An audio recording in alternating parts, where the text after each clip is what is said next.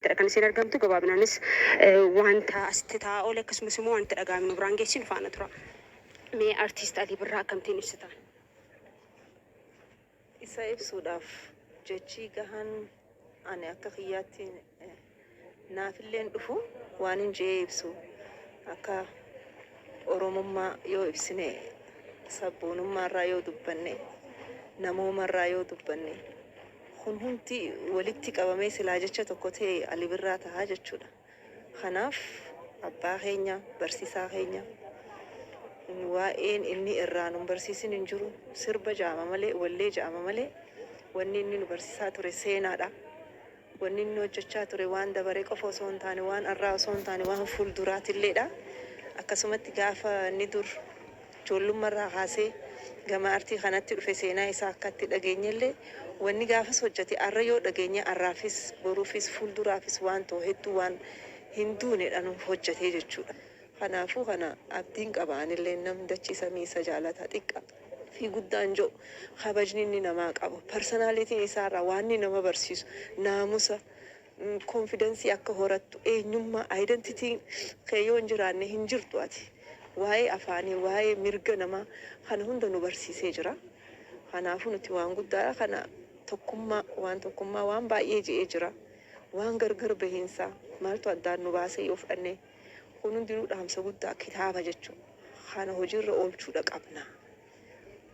Nuti arra addunyaa xiqqootan waa hedduu arra natti dhagahame beektaa namni kun waan duunu hin seenu garuu akka gabbeetti haafu hedduudha. Osoo waliin arkin arra Aliin nama meeqa osoo waliin arkin hotee akkasumatti namni kun jiruu gabaabduu akkanatti namni adda hafuuf jecha wal jibbuun wal qooduun walitti roorrisuun kun hundi guyyaa akka nama akkanaa dhabne nama dura dhufti jechuudha. Kanarraa barnoota guddaa fudhannee jijjiiramuu qabna bakka.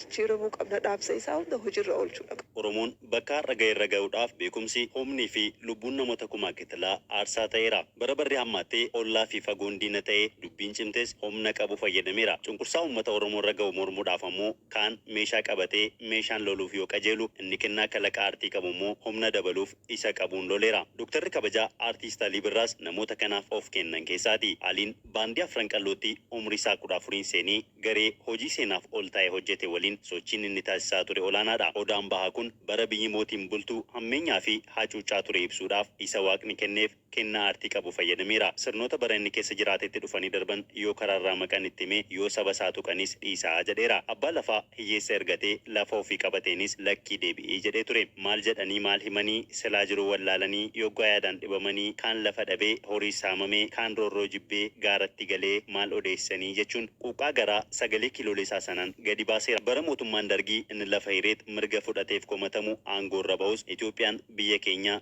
impeeriyaalizimiin diina keenyaa jedhee mormeera. Kun garuu haala har'aa abbaan fedhee sirba barbaade gadi lakkisuun hin turre. To'annaa bulchiinsa yeroo sanaa jala dabarsanii uummata biraan ga'uuf gatii amma lubbuu nama kafalchiisu keessa darbeeti. Aliin Dirreedawaadhaa bahee Finfinneetti galee sabboonaa Oromoo Ahmad Taaqii nama jedhamu wajjin wal bare. Ahmad Taaqiis Aliidhaaf akka ittiin sirbuuf jedhee gitaara bitee fi seenaa Oromoo inni curratetti kan bira jirus dabalee fi Aliin barreessitoota walaloo fi warra kalaqa aartii addaa qabu kan Oromiyaa mararraa wal ga'an waliinis Finfinneetti wal arguuf carraa argate. Beekamtiin Aliis asitti saffisaan dabalee hojiin isaas fuulduratti malee duubatti hin deebine. Aliin cunqursaa uummata Oromoo irra ga'ee himuu qofaanis hin dabarsine. Aartiidhaan eenyummaa aadaa fi afaan Oromoo gita bittootaan dhiibamee haa dhokatuuf yaalame ifa baaseera. Bara eenyummaa isaa Oromoon gadi qabamuuf yaalames tokkummaadhaan bilisummaan haa dhufu jedheera. Maalumaaf kaan ol kaan immoo gadi taasifteef gaaffii namoota hedduu ta'es gaafateera. Ilmaan addunyaarraa martii haati keenya tokko taate maaltu wal nu nyaachisaa hubachiisuudhaafis dhama'eera.